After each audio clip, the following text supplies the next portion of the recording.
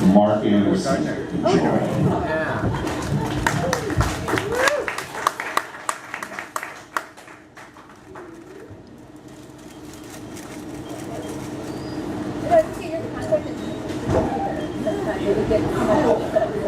That'd be fun. Yeah. Good that you can't perform yet. Yeah. All right, I'm so excited to be here with you all tonight. I've been in Everett several times, but it's been about a year and a half this time. So here are some poems. This first one is about riding the bus, the Greyhound bus, which I do a lot, and it's called Meditations on a Greyhound Bus. Tumbleweeds are stupid. They get sad rolling on and never becoming permanent for just one patch of earth. Geez, reveling and letting go, sadness bush. Time can never go back either, so you're in good company, Mr. Eeyore Shrub. Riding the Greyhound hung over is the precise opposite of sexual intercourse. My observations indicate that it is correct social etiquette to be hungover while riding Greyhound, which perplexes me, but at least I have good manners. The Greyhound flows in one direction, like time, smelling of piss and shame, which are also linked to time through an intricate and creative metaphor. Just trust me on that one. I have traveled 25 years to be here with you, yet still, there are things about myself I can't explain to anyone, not even my closest friends, because we don't fit nicely into words. I want to be home. I want to keep traveling. I want to be everywhere at once. I want to disappear. I want to be every single one of you. I want to be someone other than this person who wakes up hungover, crawling onto a Greyhound, wakes up despising his own heart for being a rock, not a rock slide, wakes up every morning determined to understand this life, to love every single moment of it, but he keeps failing. Watching tumbleweeds roll eternally away, but he is happy. Sometimes he can be happy, even in the belly of this great beast burning up in the sun. What's that knock? It's a heart, silly. Not a rock slide. It's shaking you awake. It's a heart, silly. Not an asphalt path to oblivion. Not a tumbleweed rolling on and on without meaning to. Sometimes, when a heart hurts, it hurts for your own good. It's your heart, silly. Stop apologizing for its existence. This is just a poem, silly. Not the end of your story. You are a person, silly. Every moment of your life is a beginning. Attention passengers. Please gather all luggage and belongings before exiting the bus. Do not leave yourself behind. Thank you.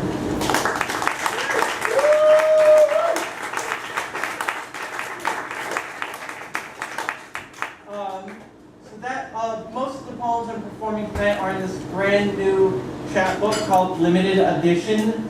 And these are all basically the poems I've written in the last year or so. And I'm really excited about it. I'm really excited about all these poems, and I'll actually just read them to you instead of just telling you how excited I am. All right, this poem is called Washing the Dishes. Turn the water on too hot. Squeeze in too much soap. Pretend you are drowning. Cloak your wounds in yellow decay. Fill the sink with plates and knives. Scrub it all away until the past is so sparkling clean, your friends smile and eat off of it. Not a white tooth in the house when the sun rises on these hungover vultures of youth. The lazy yellow fire assaulting sweaty lines on foreheads, still almost asleep. These self-portraits you plunge beneath shrunken history, shrivel until they don't look like you, here with the plates, removing what is left when a meal is done. The future will take shape when the residue is gone. The morning will come to you, esophagus purging the acrid result of honey down a stale ceramic bowl, hiding your face, sick with shame at what your obsession meant, what they knew but couldn't see. But at this moment you're here, parting what's cut from the blade, believing in hidden knives below the dirty water of the stainless sink. You know they can cut you. You believe even you can be washed clean. Thank you.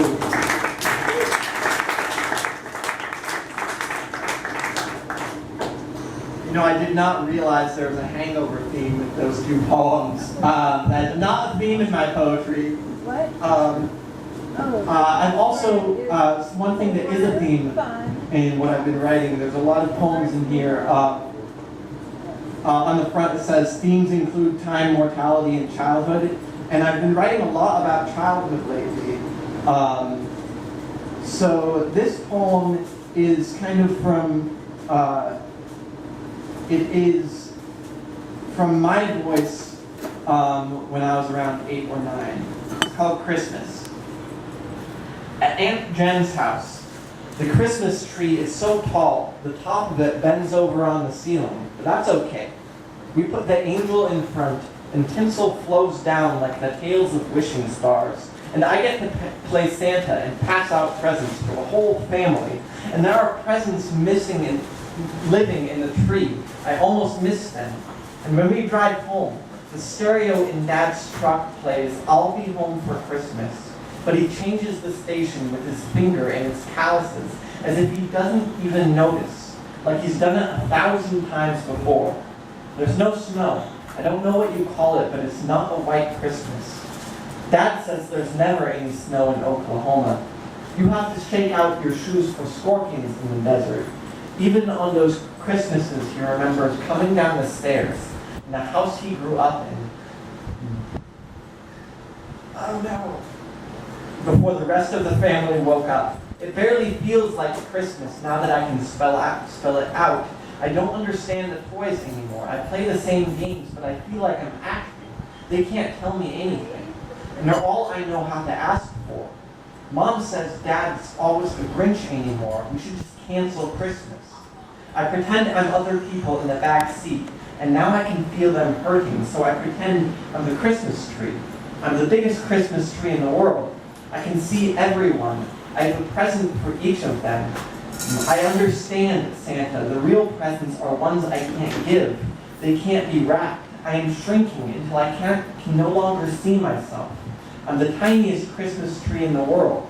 I can see the world slowly replacing it as my presents unfold, and everyone wants to stuff them back into their packaging to open them again. I bend with even the slightest wind because it needs to be told it matters. Mom says I was the quietest baby.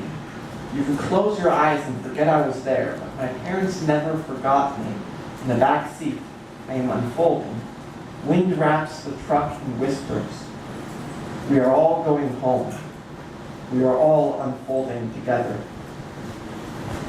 Woo!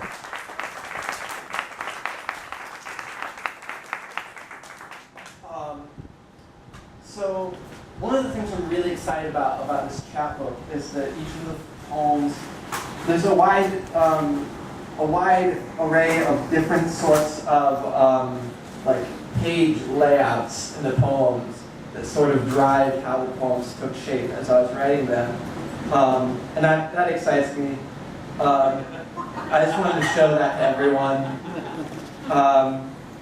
So, I mean, if you really want to look closely, you're going to have to buy it.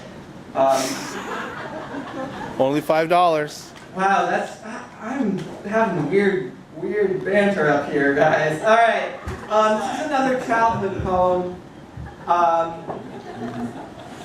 All right, this is called Children Discover an Electric Fence and the Direction of Time. The wire tongue of lightning hisses, listen to the children, growing up before it in the brown-green muck, gazing in on the horses and their held-in stampede.